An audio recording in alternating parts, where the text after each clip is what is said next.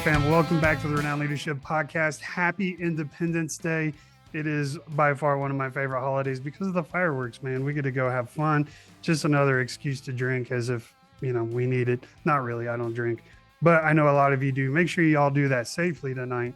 But, I thought in grand fashion, what fun or how much fun would it be to have, we're celebrating our Independence Day, and I would love to have someone from the other side of that war just to sit here and talk shit to, because, we kicked their butts.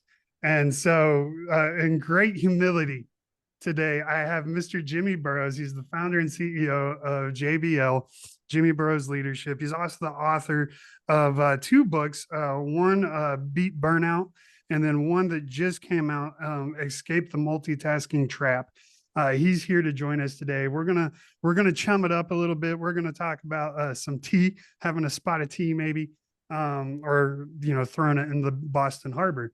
That sounds like a good time as well. But how you doing, Jimmy? Thanks for being here. Go ahead and introduce yourself real quick, brother. Thanks so much, Stephen. And I'm sure we are going to have some rigorous debates today based on you kicking our butts, so to speak. It's great to be here and really excited to talk to you all things leadership through the war and through modern times. I think, there's a lot of great lessons to be learned, but also a lot of changes that have happened in the modern world that is definitely worth paying attention to. And that's essentially what we do in our business. It's helping what I would call the overstretched, busy manager become a high impact leader. And it's those leaders who might be sitting in those roles. They could be senior, but they're the ones involved in all the problems, all the issues, all the challenges, making all the decisions, and just feeling a little bit overwhelmed. So I'm sure we'll cover some of that ground today. Yeah, and I can imagine the overwhelm. Like I said, it's Independence Day, and so I do want to reflect a little bit on the war. And we were talking about before we started recording that the Revolutionary War between the U.S. and the British actually was kind of the stage that set the tone of what we consider asymmetric or conventional warfare today.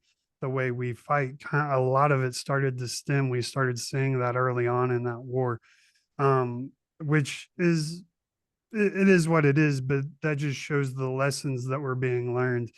My first real question though is something I've never actually asked a British soldier before, and I've worked with the Brits quite a bit, and it just never crossed my mind to ask this until I was thinking about recording this with you.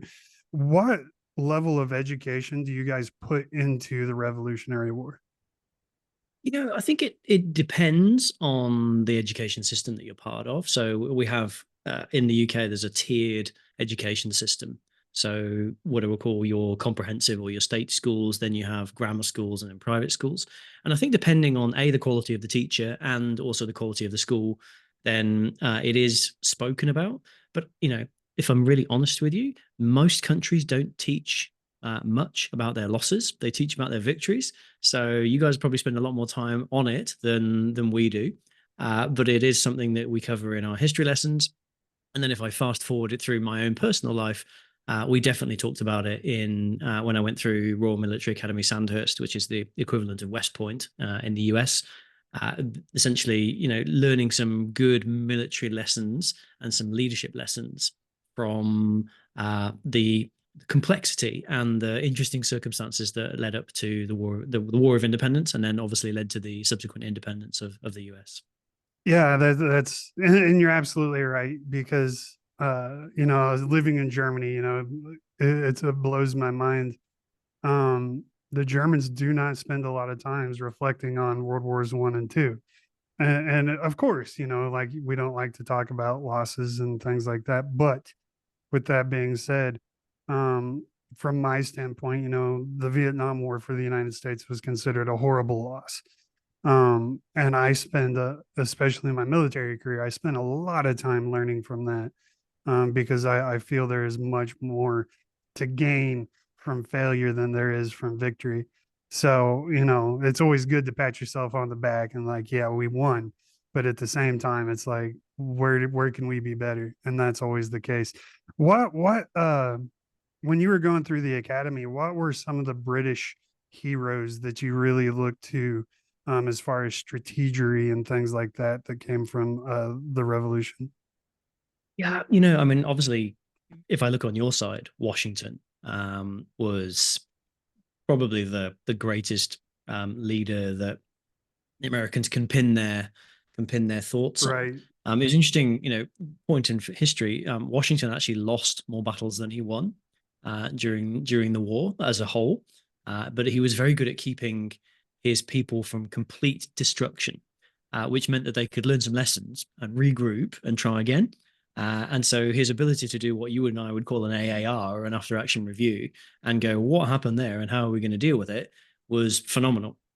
So I think his perspective on the war was a very interesting one, compared to someone like, if we go to the other side, General Howe would be somebody that we'd pay attention to and think about as somebody who potentially had a really good strategy overall, but wasn't able to close the deal. And often that, when there were victories won, Howe was unable to complete the absolute destruction because Washington was good at doing the tactical withdrawal, the regroup, and the rethink, whereas Howe was fighting potentially a more conventional battle at that point. But actually, again, the British were very, very strong at guerrilla warfare. And it was really when the Americans were joined by the French and the Spanish that they really started to polish their performance under Washington's leadership. Yeah, that's incredible. When you talk about, and a lot of people don't realize, or they've forgotten their history, that, when Washington crossed the Delaware in December, it was below freezing, it was snowing, they were dodging ice in the river, and a lot of his soldiers didn't have boots. They didn't have It was a pretty coats. ragtag bunch, really, wasn't it? I mean, the thing they said was, a bunch of farmers beat the British army, and it was almost like a sort of press ganged militia at many points. And it wasn't really until I think it was von Sturben came across Mhm. that he started to then really drill them in techniques and tactics to be effective fighters, but also effective guerrillas. Yeah, absolutely. And, one of the first things, and I'm sure you know this, but a lot of people may not, the very first thing he taught Washington's army was how to march. That was the first lesson they spent. I don't remember the amount of time, but a significant couple of weeks, I would say, probably on learning just the basic skill of marching, which I think goes hand in hand to show you just how important the basics of, no matter what you're doing, the basics. Get back to the basics. If it's not working, go back to your basics and figure it out there, because the basics are really where it's at. When they learned to start marching, they started to become effective. And I think that's a cool testament to just how getting back to the basics a lot of times can help us. I agree with you completely. And I remember back to at Sandhurst, we had to learn drill. You have to do, for the first term of Sandhurst, you'll pretty much drill every single day. And I It's remember horrible. thinking, It sucks. yeah, but I remember thinking, what's the point in this? Because obviously, one of the pieces of work that we spend a lot of time on now with teams is, what's the purpose of this? What's the purpose, the value, and the capacity I've got to do this? And when you look at drill from a non-military person's eyes, it's like, well, it's just marching in squares, isn't it? It's just marching in circles and squares and standing in straight lines and stamping your feet a lot. It looks like a pointless activity. But when you start to drill down a little bit, no pun intended, you really get to the idea of, it's about teamwork and coordination and working together as a cohesive unit and anticipating and listening to commands. And when you expand that out, especially if you're looking at what I would call the independence, the year, no, those years where we were fighting each other, um, the standard battle formation was essentially a drill formation. It was ranks and lines. It wasn't skirmishing and pepper potting tactics and stuff. It was stand in long straight lines and fight each other. And then when that went wrong, get your sword out and start fighting. So drill was an essential part of managing the battlefield. Yeah, absolutely. And I think, like I said, it's just such a huge testament of how important basics are. And it's funny when I look, because that's the first thing we learn as well in the military is drill and ceremony, marching, keeping. I see you got your tea, got my coffee. Um, Cheers. Disgusting. But no, I actually love tea. but it's I totally agree, and I see where you're coming from with this. Seems so pointless. Or making your bed every morning, having those military corners. Like, this is so stupid. Why does my bed have to be perfect? Why does everything have to be dressed right dressed? Why do my socks have to be perfectly rolled in a wall? Why do they have to be placed perfectly in the same spot in my drawer every single time? This is so dumb. But then when Yep. you look back and you get into the heat of combat, then you start to understand, like, okay, everything becomes mechanical at that point, and it becomes just second nature. So when your brain needs to focus on the more complexities of battle maneuvers and things like that, you're not worried about the minutia of, where your sock. Obviously, we aren't worried about that, but we're not worried about the small things because all that's been drilled and it's rehearsed and everything is simple. And we can apply those lessons to everyday business. You know, the I think it's funny. One of my favorite memes is a fox, and it's laying on the ground and it's got its paws over its eyes, and it says, the second I walk into the meeting and I realize it could have been an email. Like, these things that we do that waste so much of our daily time. Like, if we would just build a practice of having these certain drills. um Stick with me. I know I'm kind of all over the place here, but if No, we that's if fine. we if we in our companies, if we make things more routine, as then this is how we communicate these specific things. We don't need to have that minutia, those stupid, pointless meetings that could have been an email or a text message or a phone call, and we can focus on the important aspects of, combat maneuvers, if you will, or business maneuvers. And then I feel like that would be a huge boon to our productivity and helping avoid things like burnout and the nonsense that comes with that. Does that make Agree. sense? And if I 100%, and it reminded me of a podcast I recorded on Friday for my podcast, and we were interviewing a guy who runs a business that essentially focuses on practice. Because if you think about what happens in most organizations, commercial organizations, they, in order to learn something, you go on a course, right? So let's go on a leadership course. I'll teach you about leadership with lots of content. I'll expect you to remember it. And then when it comes down to the crunchy moment where you have to actually do some leadership, you're struggling to recall that content and apply it, because all of that content is stored in your prefrontal cortex. It's not embedded as a memory or a habit because you haven't practiced it effectively. And practicing isn't just role plays, it's targeted practice on specific areas of leadership. It's actually doing it and learning some lessons from doing it.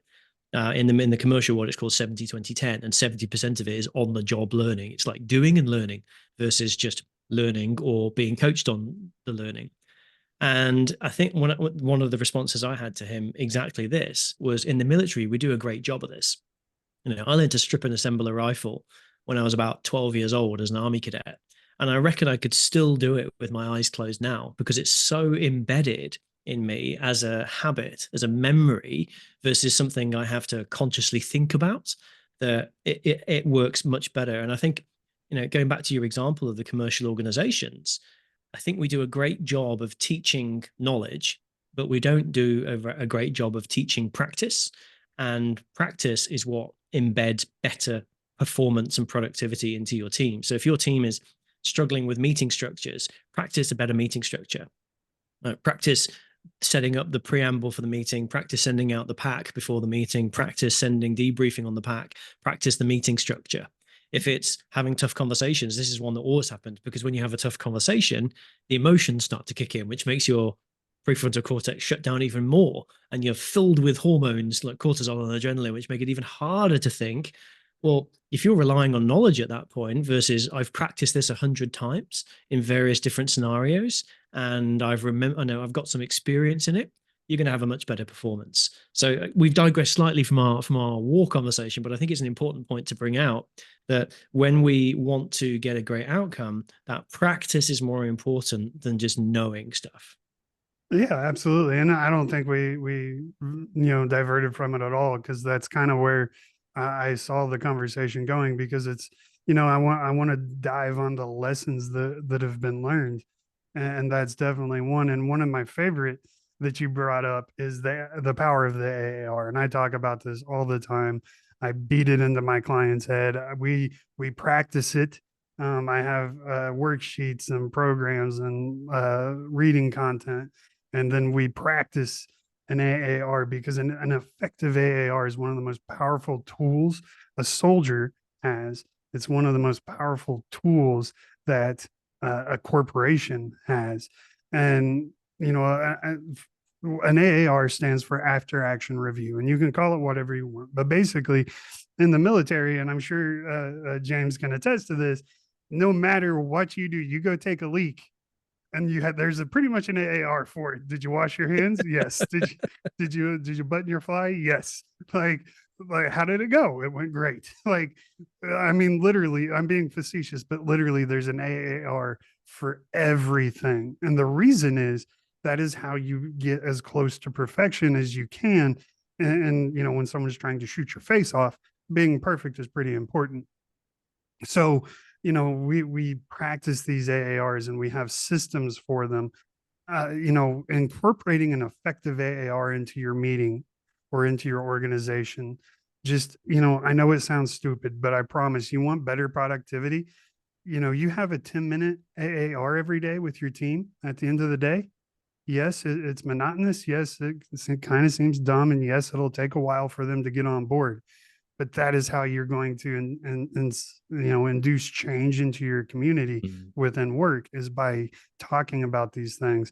So talk to me a little bit about the how you've implemented AARs into your daily life, into your business life, and just in general. Yeah, and I think you hit on a really good point there. Is that first of all, a lot of businesses don't do lessons learned. And then, so let's say that we're immediately ruling out more than 75% of businesses who don't do lessons learned. So they're essentially eliminating any opportunity they've got to get better at this stuff. So lessons learned AAR into interchangeable terms. Then we've got the ones who do it, and it becomes this enormous weighty document process. So it's I've seen lessons learned from the military, but I've also seen them in organizations. Normally they're run by the internal audit team or a risk team, and they create a 200-page report, which is a breakdown of everything, and nobody reads it, and it goes on the shelf. So they've done the work, but nobody reads it. Then even worse, there's a small percentage who do the work, people read it, but they don't do anything with it. So they make the same mistakes over and over again. And so as an organization, we decided to talk to some of our business clients about how this is impacting their performance. And the long and the short of it was, well, it doesn't really affect us at all, because we either don't do it, we do it and it sits on the shelf, or we do it and read it, but nobody does anything with it. So it's pointless. So what we came up with was the 10-minute version. It's much the same as you. And we have it split into a 4-column process. The first half is the reflection, and the second half is the preflection. So nice and easy to implement. And the reflection process is very simple. What went well that we want to dial up, and what didn't go so well that we want to dial down. And all we ask is, we have this 4-column format. We either do a printout, or we stick it on a whiteboard, or we get some post-it notes out, and we literally go through that process. What went well? Let's dial that up. Let's do more of that stuff. What didn't go so well? Let's dial that down. Let's do less of that stuff. And that gives us a pretty good debrief on what actually happened. The second half of the process is what we call the preflection process. And the preflection process starts with what needs to change or be created. So create what needs to be changed in order for us to do a better job next time. So this could be, it'd be great if we actually had some reserve money in the bank account. Or it would be really good if we had practiced fire drills before the fire alarm went off. So we're thinking about what new things do we need to put into place in order to make sure we're successful next time round. Because there's great merit in navel gazing and saying, this is what went well and this is what didn't go well. But unless you do something with it and you improve your performance next time, then nothing happens. So we need to create some new practices, procedures, processes, policies, rules, guidelines, whatever it might be, and practice those. And then the final piece is what we call anticipate. This was drawn from the military actions on concept. So, well, what happens if? So we could use an example. What happens if, when I get in the room to have that tough conversation, they are with a lawyer? What happens if they are really violent? What happens if they're crying? So we anticipate what might happen and we plan ahead for that. Now, this actions on is obviously something we practice in the military. Actions on lost, actions on ambush, actions on stoppage, whatever it might be. But equally, it needs to happen in business as well. And we know from neuroscience research that when you think about something that might happen and make a plan for it, you're 72% more likely to get through that scenario than you would be if you hadn't planned for it and you're encountering it blind. So if you haven't thought, well, might happen if they have a lawyer when I walk in the room for this tough conversation, then you're suddenly kind of caught on the back foot. Oh my God, there's a lawyer here. What do I do? Whereas if you've thought about it before you walk into the room and go, well, if they've got a lawyer, this is how I'm going to act, then you're 72% more likely to be successful. That's a pretty compelling number, right? That's nearly 3/4 better performance than just walking in blind, because you've spent 2.5 to 3 minutes anticipating what might come next. So in summary, 2 halves: reflect and preflect. What went well, dial up. What didn't go so well, dial down. What do we need to create, learn, and plan for? And what do we need to anticipate that will help us do a better job should we encounter some risks or some issues along the way? So that's what we put into our clients. One sheet of A4, very, very simple. I love that. And I think you're absolutely right. You know, when you spend too much time focusing on the AAR, like you said, it becomes daunting, and it shouldn't be daunting. And I think where a lot of people get confused is what the purpose of the AAR actually is. One, the main purpose, in my opinion, and of course, you know, I'm sure the great minds and the war think tanks in Washington, D.C. would disagree with me. That's fine. Most of them are idiots. But um, in my mind, the AAR is mainly for the individual soldier first, right? What did we do wrong? What did we do right? How can we do better? Let's fix it. But from that, the person facilitating that AAR can pick apart key points, like you said. Maybe a little bit more money in the reserves would be really helpful in these situations. Shoot that up. Hey, I was doing my AAR. This came up. I think this is something you should look at. And then it can just filter all the way up the chain of command as it needs to get action on. And I love that you bring up action on, because action on is like the key. That is the pivotal point of where AAR takes effect, right? So whenever we just sit here and we go through the motions, we're not actually learning. And like you said, the 70%, you're absolutely right. You know, it's people, when I tell people about all the rehearsals, which I'm sure the Brits do just as actually, I know the Brits do just as much as we do. Every single thing we do, especially when it comes to combat maneuvers, is rehearsed. And every single negative thing we can think of happening is also rehearsed. And it's not to be daunting, it's not to be fear mongering or anything like that. It's just, if this happens, we do this. And you would be amazed. And then it goes a step further in just being able to function whenever the lawyer's in the room, to your example. It's, you know, when there's a team of lawyers in the room. I had prepared for, excuse me, I had prepared for one lawyer, but now there's a team. It's okay. I prepared for one. I can adapt, right? Your mindset I'm much completely closer to being changes. able to cope with this than Right. it would be otherwise. Yeah. Yeah. And so, and a lot of times in my experience, especially in combat, that was the case. Like, I prepared for this. It's much more drastic than we had prepared for, but it's okay because I'm at least prepared for something. And I think the key thing is, you know, just keeping things simple, right? Yep. Because you know, the generals, they love to concoct these big, complex battle maneuvers that just blow your mind in intensity. But the problem is the enemy has a say so in every battle maneuver, right? They get a choice too. And so when they make their choice, it could go totally just destroy your best laid battle plans. And so then you have to adapt. And so I think keeping things simple allows you to keep that fluidity about whatever it is that you're doing, and then allows you to adapt in a much more efficient manner, which is pretty much summing up exactly what you said. And I think the other piece that I mean, and you know, feel free to hot jump in here. I think for me, you made a key point when it comes down to the individual soldier learning from the AAR. One of the things that we see works extremely well in high performance team development is what we would call the shared wisdom concept. So it's the, hey, let's get around and talk about this. And I'm going to listen to the rest of my team talk about what they tried and what worked and what didn't work. And each of those people will have had a unique experience of that particular scenario. And so there'll be an awful lot of shared wisdom amongst us for people to say, well, I tried this and this didn't work. So I'll go, oh, okay, well, it didn't work for him. I probably won't try it either. Or I tried this and it was absolutely fantastic. I succeeded 9 times out of 10. Then that's going to accelerate my learning because I'm going to go, oh, okay, well, if he succeeded 9 times out of 10, chances are I might get close to those odds as well. That's a fast track for me to improve my performance.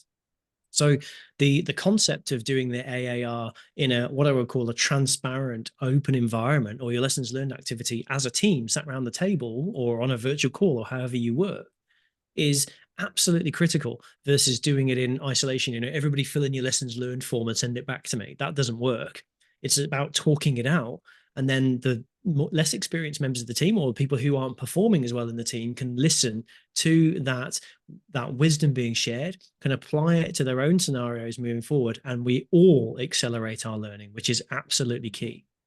Yeah, absolutely. I love that point. And you're absolutely right. I can think of a number of times where, I was leading my team doing some sort of maneuver and I made a decision the rest of the team didn't agree with.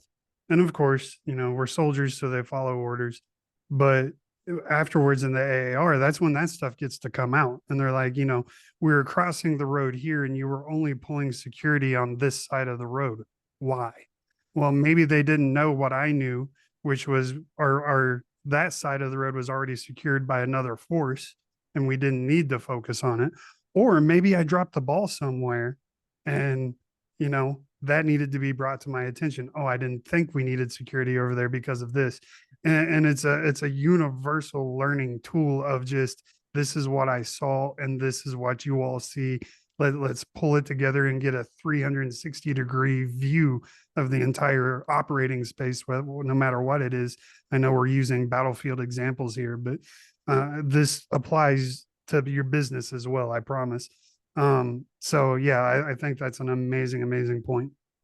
I want to twist the conversation a little bit to go to burnout. And I want to pull this a little bit back to the Revolutionary War because, that was something I'm sure Washington had to handle like a boss.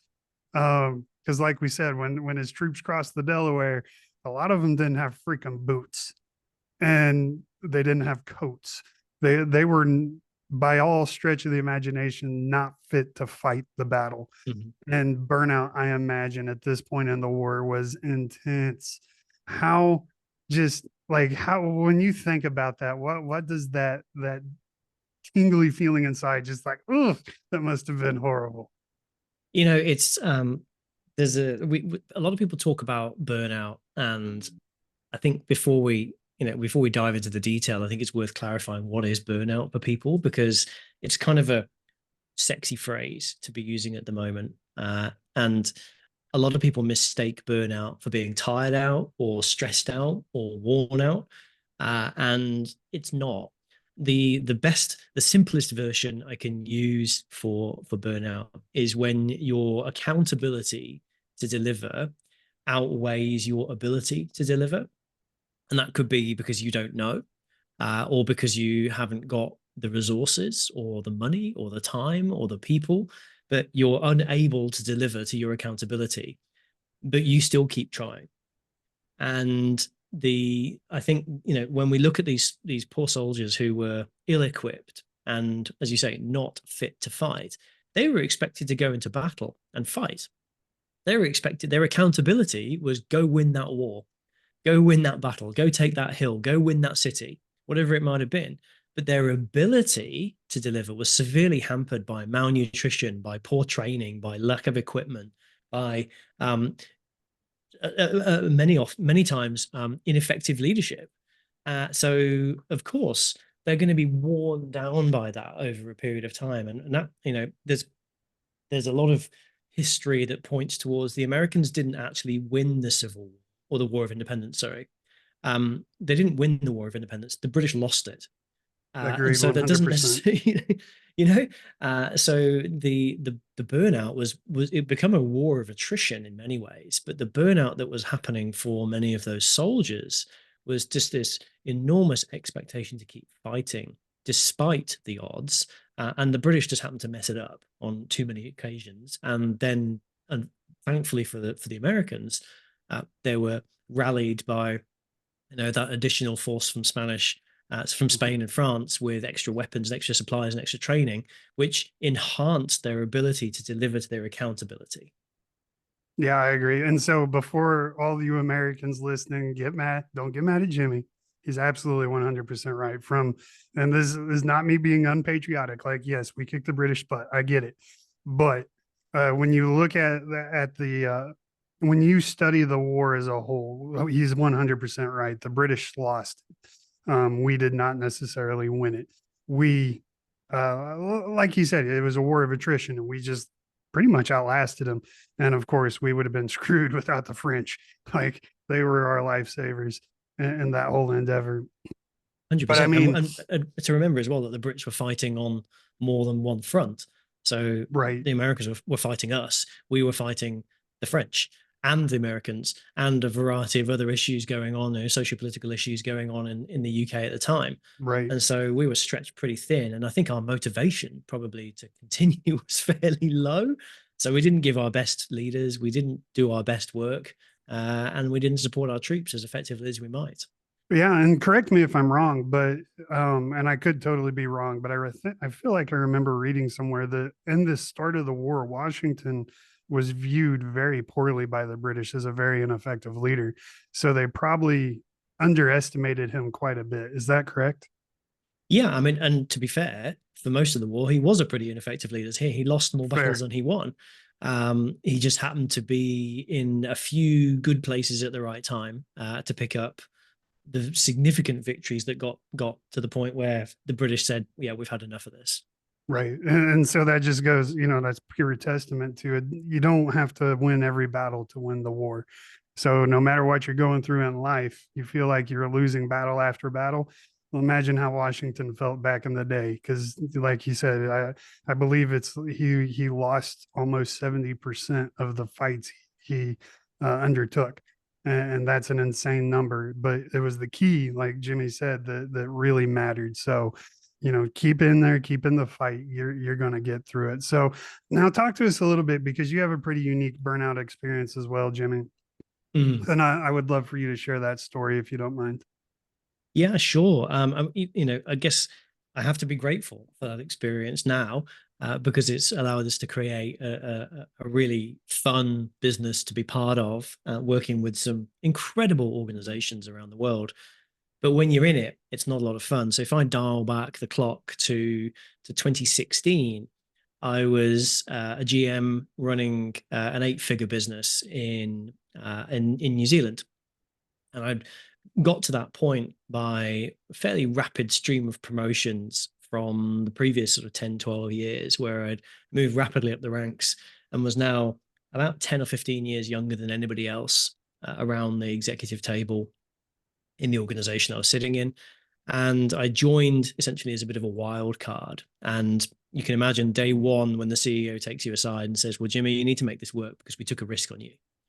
The pressure was immediately on from on my shoulders. And essentially, what my little business unit was a small independent business within a much larger business, and we were the cash cow of that business. So our 8 figures made up about 60 to 70% of the revenue of the entire business. The rest of it was government funding. And that organization was, I would say, chaotic, to say the least. So whilst whilst I was joining the business, one of the things I was brought in to do was to restructure the team who'd been essentially operating with a 1980s operating model in the early 2010s. And it was felt that there was more upside opportunity to grow the team. At the same time, the entire building footprint of the business was changing. So they were moving buildings and consolidating into new structures and building new constructions, moving all of the clients around that we had between those buildings. Customer acquisition model was being outsourced. So instead of in-house people doing it, they were giving it to a third party who were based out of Asia with no planning and with no real organization. So you can imagine now you're trying to get customers in, and you've got a handover going on with no process mapping, with no organization. At the same time, the customer service model was completely changing. So they were turning it from what we call traditional kind of educational model to a flipped learning model. So the way that they served customers, the way they satisfied customers, completely thrown up in the air. And all the while, you need to make this work. You need to make this work. Don't be too innovative, though. Don't be too curious. Just keep it running safely and smoothly, but be transformative at the same time. And you can, again, you start to see the accountability and the ability are starting to be put under tension here. I had 3 bosses in 18 months. So the executive team were dysfunctional and kept leaving. So then I was handed on to a new boss. What happens when you have a new boss? You have to rally to impress them. So I was doing even more. And my peers were starting to burn out. So they were leaving, which meant that the work that they did was just handed over to the people who were left. So again, more accountability. You can then add over the top of this, I was traveling 10 days out of 14. So I was doing international flights just about every week. And then once I was in a different continent of the 26 or so countries that we worked in, I would be staying in a hotel, waking up about 4 a.m. to meet my home commitments, meetings 7 till 7, and then transferring cities and then landing, getting in the next night. So I was constantly tired. And what I found over time was just this started to wear me down. My ability to make good decisions was a bit of a struggle because I was tired all the time. So I started taking caffeine, lots of Coke Zero or lots of cups of tea in the morning. But by the end of the day, I was so frazzled, my brain was so fried, I'd then have a couple of glasses of wine or maybe a bottle of wine to wind down. And I got to this point where I just wasn't enjoying it. I didn't see the point because everything I tried to do was like, I opened this can of worms and there's 15 cans of worms inside and I've got to solve all these problems. So again, accountability and ability starting to be stretched out. And I think the final straw for me was when in one night, the government of New Zealand made a decision that took half of my bottom line away immediately. So $20 million wiped out just like that. And the CEO called me in the next morning and said, well, you need to fix this. And I'm like, how am I going to fix this? He's like, well, I don't care how you fix it, just fix it. It's up to you. So I felt this enormous weight on my shoulders, but with very little support, very little time, very little energy left. And I woke up the following morning and I sat on the edge of my bed and I said to myself, Jimmy, you cannot keep going on like this. If you persist with this behavior, these actions, these habits that you're doing on a daily basis, drinking too much, eating junk food, missing meals, missing home, missing social and family events, you're either going to have a heart attack or you're going to end up losing everything. And so I quit the next day. I went into work and I said, I can't go on. But the damage was already done, unfortunately. It cost me a marriage. It cost me all of my worldly possessions. I completely burned out. And it took me about 6 months to recover. But it was during those 6 months I started to look back and say, well, what was it that caused all this to happen? Because it's very easy to say, well, it must have been that chaotic scenario that I was putting myself into. It must have been the organization's fault that I burned out. But what I discovered actually was that it was me. It was the decisions that I was making, the choices that I was making to have that glass of wine, to skip the gym that day, to eat poorly, to miss out on sleep so I could do that little bit of extra work, to work weekends, all of these things that we do, the little steps, but they start to stack up over time. And it's kind of like being in a whirlpool. Give me 1 second. It's kind of like being caught in a whirlpool. When you're at the edge of it, you can swim out pretty easily. But when it starts to get to that swirly bit in the center, you're kind of trapped. And that's kind of what burnout looks like. Initially, you can swim out. You can take a weekend off. You can take a week off. You can take a vacation. And you come back feeling ostensibly okay. But over time, the whirlpool gets more and more and more strong and you can't get out of it. And we have various analogies that we use. But those little choices that you start to make around missing the gym, eating poorly, missing sleep, working longer, attending every meeting, not delegating enough, not trusting your team, not building one-on-ones into your schedule, taking time to reflect, they start to stack up. And eventually it's too late and you start to pay for them. And I noticed this in myself. But then when I went traveling for a couple of years and I started to build a business on the road. But that business was built by talking to people who had also burned out and listening to their stories and their consistencies and their choices. And eventually what we did was systematize that and turned it into a business and a book and some programs and some offerings that have helped us to grow a business now. There's 10 of us, but working globally with organizations that you will have heard of, leaders in their fields, to try and help them keep high performance as the top of their agenda versus stopping people leaving because they're burning out. You know, so my first thought, and this is just me playing devil's advocate here, I understand what you're saying, Jimmy, but here's the thing, man. Like, my company depends on me. I am my company. I have to work weekends or it doesn't get done. Like, I don't have a team to fall on. I'm a solopreneur, right? Like, I have to work the 15 hours a day if I want my business to succeed or take off. Like, how can I possibly work in me time when I have this vision that I'm trying to pursue, and I just there's not enough hours in the day.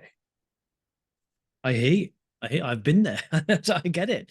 And you probably are completely right to think that, Stephen. In your world, through the eyes that you're looking through, that seems like reality.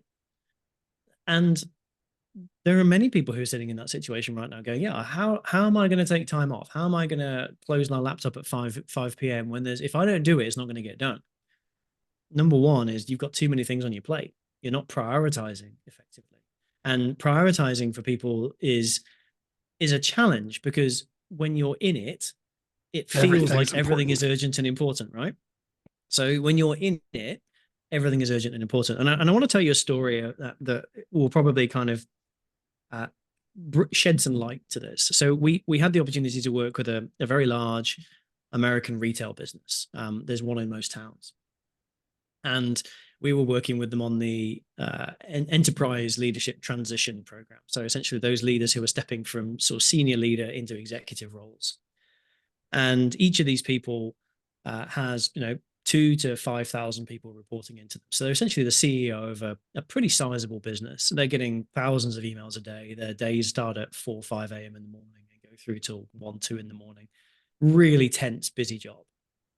And we shared this idea with them that these little micro choices that they're making throughout the day and their lack of prioritization is what's causing them to get really tired out, because they need to accept that they can only deal with a certain number of things each day efficiently and effectively, and other things are not going to get done. And they need to be okay with accepting that when they're running a business.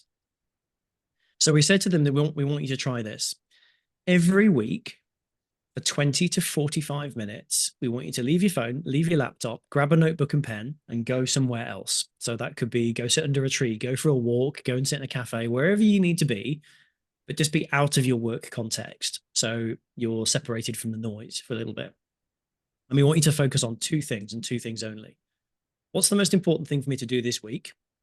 And what's the most important thing for me to do next week? And that's it. And every week, you just take that 20 to 45 minutes. And we presented this idea to the group, and you can imagine the sort of the 3 reactions that we got. The first reaction, of course, was, I literally do not have time to do this. Like, how am I going to find 20 to 45 minutes? To which our response was also always, then you probably need to find it more than that if that's the situation you're in, but humorous. The second group was skeptical, but said, maybe we'll give it a go. The third group said, yeah, that sounds like an idea. I'm going to give that a try. If we then fast forward 12 months, what we do throughout the program is we check in with the leaders throughout, and the internal HR team measured their performance and potential across the population of executives, because they're starting to think about where are they going to go in their next job. And the results were quite staggering.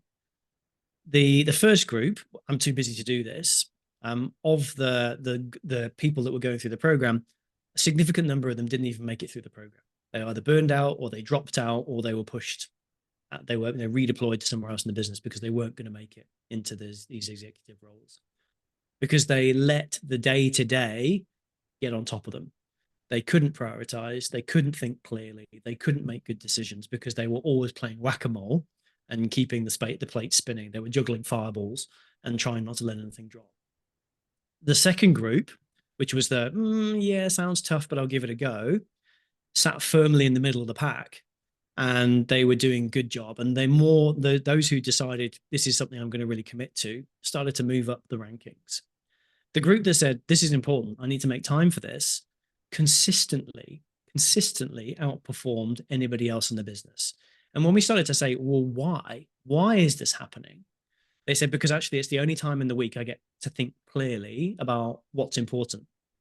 Because the rest of the time I'm in it, I'm in the meetings, I'm doing all the things, but I spend that 20 to 45 minutes, a minimum 20, but ideally 45 minutes, just trying to work out where I should be putting my energy, because some of it I can give away. Some of it I can just not do. It's just noise.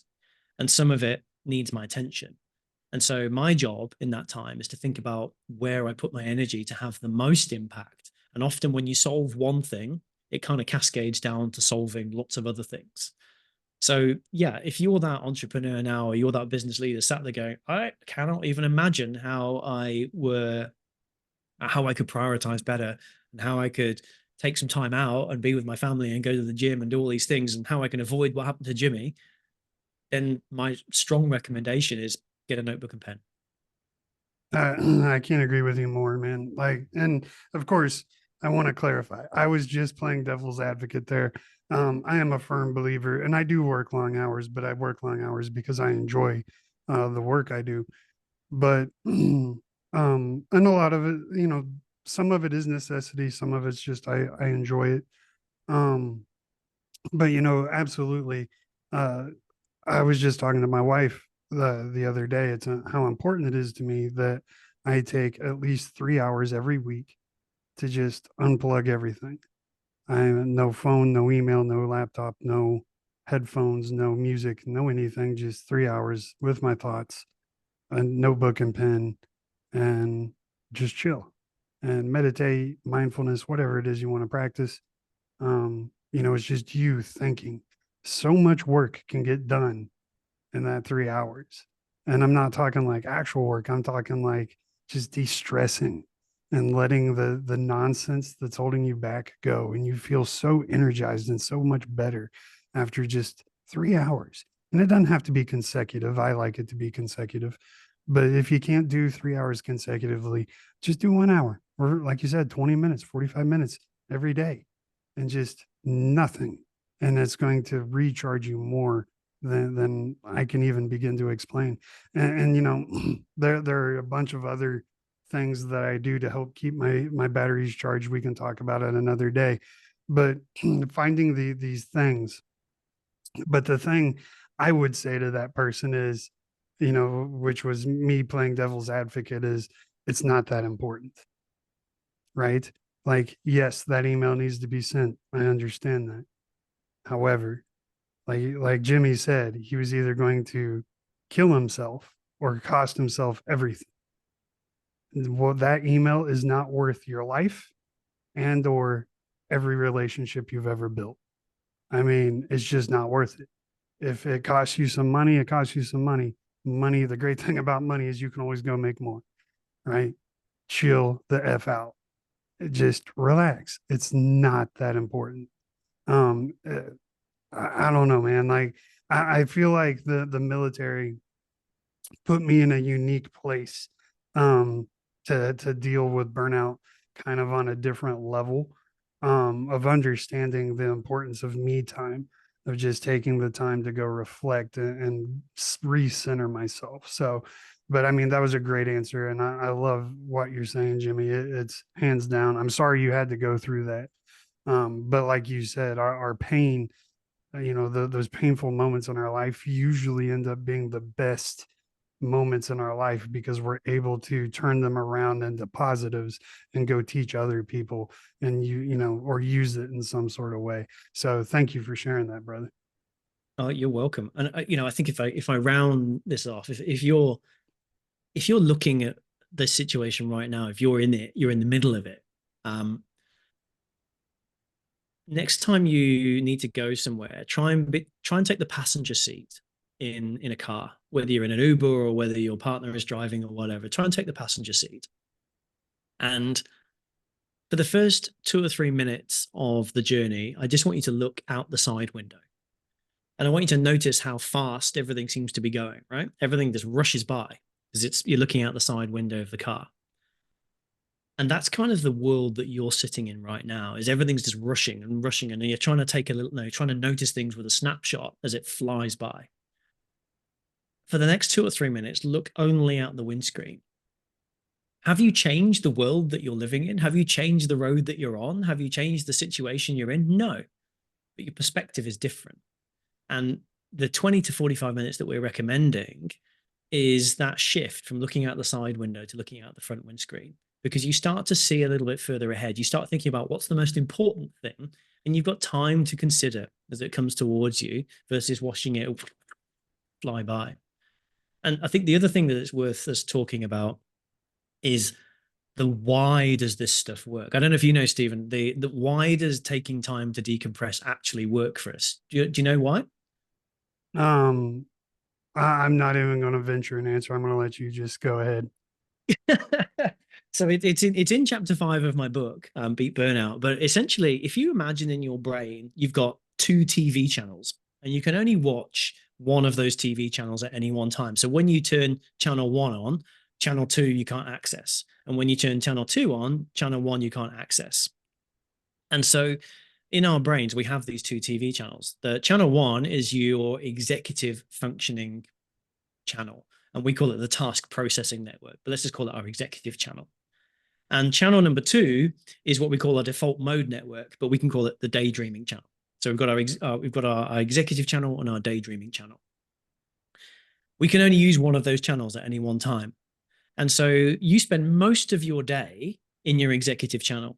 You're in meetings, you're making decisions, you're doing budgets, you're sending emails, whatever it might be. And then you come home and you're in front of the TV dealing with the kids, but you're on the emails and you're checking the social medias and you're still using the executive channel. So that means you can't access the daydreaming channel. So what we need to do is to access the daydreaming channel, which means stopping. It's that 3 hours you take out, or it's the 20 minutes with your notebook. It's just the daydreaming channel. It's sitting under a tree and looking at the world. It's going for a walk without a podcast in your ears or without music and just listening to the world and just daydreaming. We know that from science, 6 minutes of daydreaming has a significant effect. Now, why? Well, when we access the daydreaming channel, the executive channel turns off. That allows dots to start joining up. That allows our brain's networks to start creating and mending. It allows all of the burned sugar that's in your blood that you've used in thinking about stuff to be cleared out. It's almost like the tide can sweep it all through. And so this daydreaming channel actually helps you perform better. So I can give you an example. When you're trying to think of something and you just can't remember the name of the person in that movie, or you're in the middle of an argument and you get there afterwards and you're like, God, I wish I'd have said that in the middle of that argument. The second you close your eyes to go to sleep, boom, there it is. There you go, right? So that's you accessing the daydreaming channel. And when you're in the daydreaming channel, all the good stuff happens in the executive channel. If you constantly sit in the executive channel, you cannot make those same linkages. It's physically impossible or neurologically impossible. You significantly slow down your ability to essentially systematize and we call it heuristics, but essentially put it into habit and practice, because you're constantly using your channel. So it never gets time to refresh and recharge.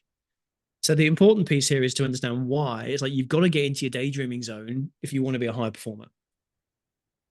So I am so glad that I didn't try to answer that, because I would not have come near.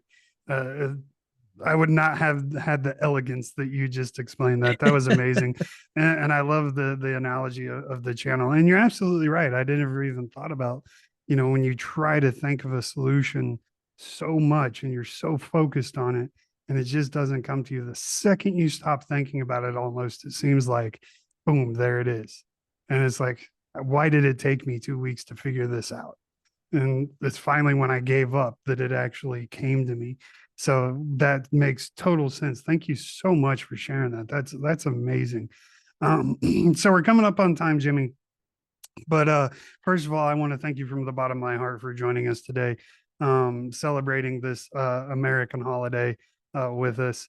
And before we bounce, I wanted to make sure everybody has a chance to get a hold of your books, find out more about you, and maybe even schedule a talk with you.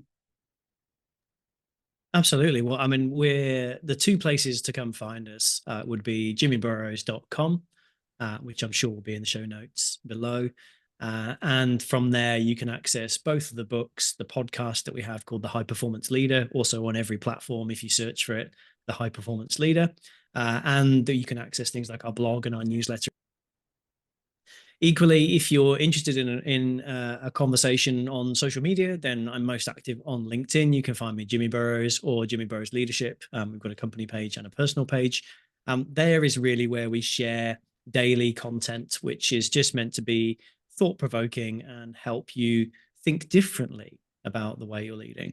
And then for those of you who are thinking, do you know what? I've listened to all the podcasts, I've read all the books, I've tried all the things, and it's just not working. Then, or maybe, you've kept trying, but it still haven't got the results you want. Then we actually offer 1 hour, essentially strategy calls with people where we understand what it is you're trying to get as a breakthrough from the pre-work. And then we'll spend an hour with you really plotting out how you can achieve that. So how you can take some time for you, or how you can actually think a bit differently about the way you're leading and get some different results. So again, you can access that through our website. I'm very happy to take any conversations or chats, and we'll help wherever we can. Absolutely. And of course, like Jimmy said, he stole it from me, but I'm going to say it anyway. I'll have all his links in the show notes or in the description below. So make sure you scroll on down, give him tons and tons of love, because he definitely deserves it. And you guys know the deal. I only bring on guests that I would be willing to hang my hat on. And Jimmy, he definitely is that kind of person.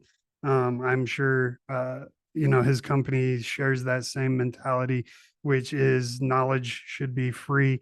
The hand holding is the process in which you pay for. That's my philosophy, and that's Jimmy's as well.